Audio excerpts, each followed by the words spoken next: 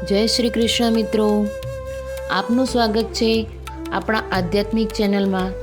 આજે આપણે જાણીશું કે શંખ કેમ ફૂંકવામાં આવે છે। શંખનો નાદ માત્ર અવાજ નથી, પરંતુ તેમાં છુપાયેલ છે અધ્યાત્મ વિદ્યા, શક્તિ અને વૈજ્ઞાનિક મહિમા।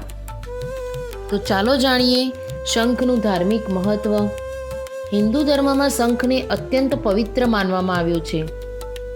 ભગવાન વિષ્ણુના 4 હાથોમાંથી એકમાં હંમેશા શંખ રહે છે। ભગવદ્ ગીતા અનુસાર મહાભારતમાં યુદ્ધ શરૂ થાય તે પહેલાં દરેક મહાન યોદ્ધાએ પોતાનો શંખનાદ કર્યો હતો।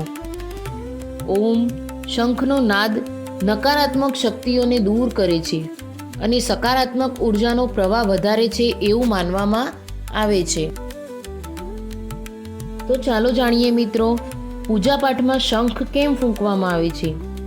મંદિરમાં આરતી પહેલાં અથવા પૂજા શરૂ થતાં પહેલાં શંખ ફૂંકવાનું મહત્વપૂર્ણ માનવામાં આવે છે। તેના 3 મુખ્ય ધાર્મિક કારણો છે। દેવતાઓને આહવાન, શંખનાદ દેવતાઓને આવકારવાનું પ્રતીક છે।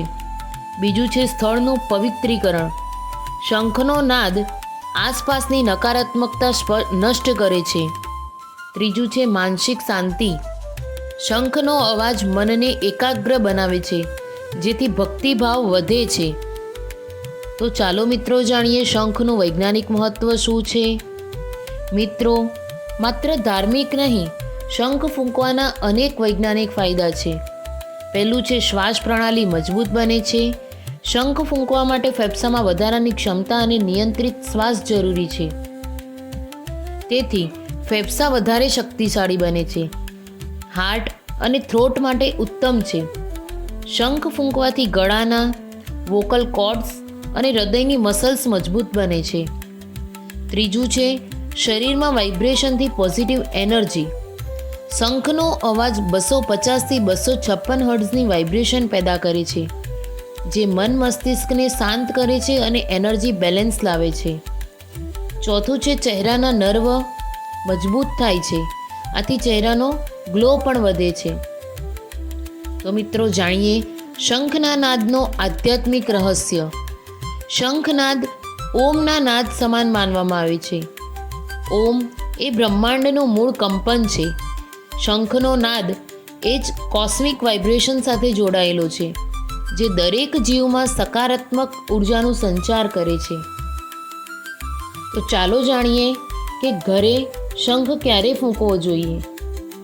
ઘરે શંખ ફૂંકવો શુભ માનવામાં આવે છે। તો પૂજા અથવા આરતી વખતે, તહેવારો દરમિયાન, નવા ઘર પ્રવેશ વખતે, નકારાત્મકતા અનુભવાય ત્યારે અને સવારે સૂર્યોદય પહેલાં ઘરનું વાતાવરણ પવિત્ર અને શાંતિમય બને છે।